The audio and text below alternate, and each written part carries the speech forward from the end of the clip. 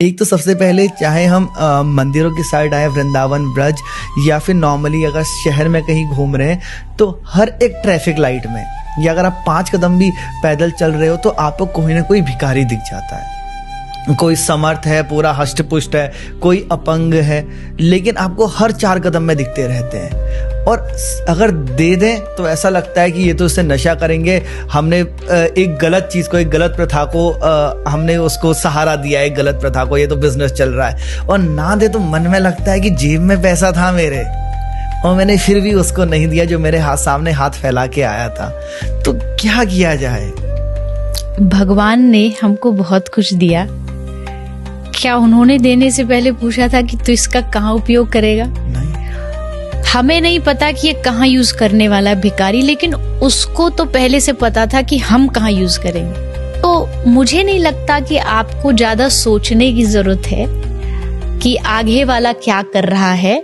आगे वाले के कर्म आगे वाले के पास है, आप अपने कर्म से मत चूको। प्रेमानंद बाबा जी महाराज, उनकी एक बहुत अच्छी लाइन मैंने सुनी है।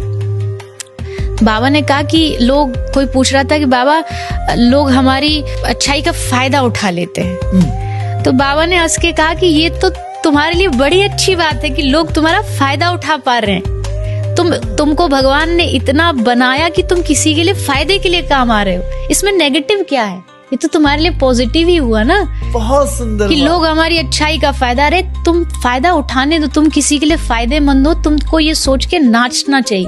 जैसे एक बस जा रही है, एक आदमी विंडो की साइड बैठा है और एक विंडो से दूसरी साइड में बैठा है। एक भिखारी विंडो पे खड़ा होकर भीख मांग रहा है। जो विंडो वाला व्यक्ति है वो नहीं दे रहा, पर जो उधर वाला बैठा उसके मन में आया, उसने 50 रुपए निकाले और वो भिखारी को देना चाहता था, पर उसका हाथ वहां तक पहुंच नहीं रहा। तो उसने जो विंडो वाला आदमी था उसको दे दिए कि तू दे दे भैया। उसने जब वो 50 रुपए भिखारी को दिए तो भिखारी ने क्या सोचा, कौन दे रहा है? यही जो विंडो वाला, ये विंडो वाला है। और वो दुआ किसको दे रहा है? भगवान आपको दुआ है, भगवान आपने बड़ा अच्छा किया, भला किया। पर देने वाला विंडो वाला नहीं है, विंडो वाला बस पास कर रहा है, देने वाला कोई और है। ठीक ऐसे ही आप जो दे रहे हो वो बस आप पास कर रहे हो। भगवान सीधा नहीं दे सकते थे, इसलिए उन्होंने आपका हाथ आगे बढ़वा दिया, क्योंकि उनका हाथ यहाँ तक पहुंच नहीं रहा। उन्होंने मनुष्य बनाया और कहा तू मदद कर। मदद वो कर रहा है पर माध्यम आपको बना के कर रहा है। और जो सामने वाला वो सोचता आपने दिया, हमने नहीं दिया। हमारे पास होता तो जब दुनिया में जन्म लिया तो गठरी में साथ बांध के लाते।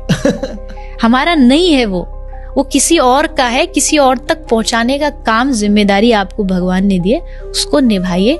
इसमें बिल्कुल भी संकोच नहीं करना चाहिए।